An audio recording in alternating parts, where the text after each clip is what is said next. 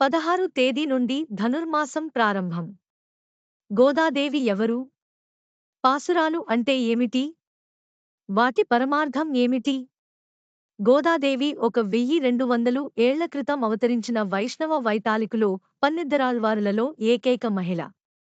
ఆళ్వార్లు పాడిన నాలాయర ప్రబంధంలో 4000 పాసురాలు, గోదాదేవి పాడిన 30 పాసురాలకు అతి విశిష్ట స్థానం ఉంది. గోదాదేవి తనని తాను రేపల్లెలో గొల్లభామగా భావించుకుంది. తమ మధ్యనే తిరుగాడే శ్రీకృష్ణస్వామిని పగలంతా చూస్తున్న సంతోషం, రాత్రివేళ చూడలేని తాపం, తెల్లవారే వేళనే కన్నులారా చూసి తరించాలన్న తపన, ఆత్రం కలబోసిన భావరాగానురాగాల పారిజాతాల మాల తిరుప్పావై. పాసురాల పరమార్థం.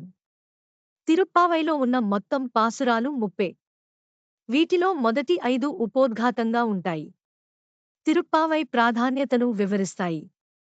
భగవంతునికి చేసే అర్చన మొదలు నివేదన వరకు అన్ని ఉపచారాల్లో ఆడంబరం అవసరం లేదని, చిత్తశుద్ధి ఉంటే భగవంతుడు సంతోషిస్తాడని ఈ పాసురాలు చెబుతాయి. భగవంతుని ఆరాధించటం వల్ల వానలు సమృద్ధిగా కురుస్తాయని, పంటలు నిండుగా పండుతాయని, దేశం సుభిక్షంగా ఉంటుందని వీటిలో ఉంది.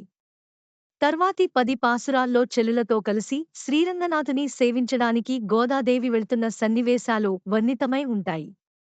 15 నుంచి 20వ పాసురం వరకు గోదాదేవి చెల్లులతో కలిసి దేవాలయానికి వెళ్లిన విషయాలు, అక్కడి శిల్ప సౌందర్యాల వర్ణనలు, రంగనాథునికి సుప్రభాతం పాడటం మొదలైనవి ఉంటాయి. కృష్ణుడి అష్టభార్యల్లో ఒకరైన నీలాదేవి ప్రార్థన కూడా ఈ పాసురాల్లోనే ఉంటుంది. చివరి 9 పాసురాలు పూర్తిగా భగవంతుడి విలాసాన్ని ప్రకటిస్తాయి. నిష్కల్మష హృదయంతో తన హృదయాన్ని రంగనాథుడికి అర్పించుకుంటుంది గోదాదేవి. చివరి పాసురంలో ఫలశ్రుతి చెబుతూ ఈ పాసురాలు ఎవరైతే గానం చేస్తారో వారికి భగవంతుడి అనుగ్రహం తప్పకుండా కలుగుతుందని చెబుతుంది.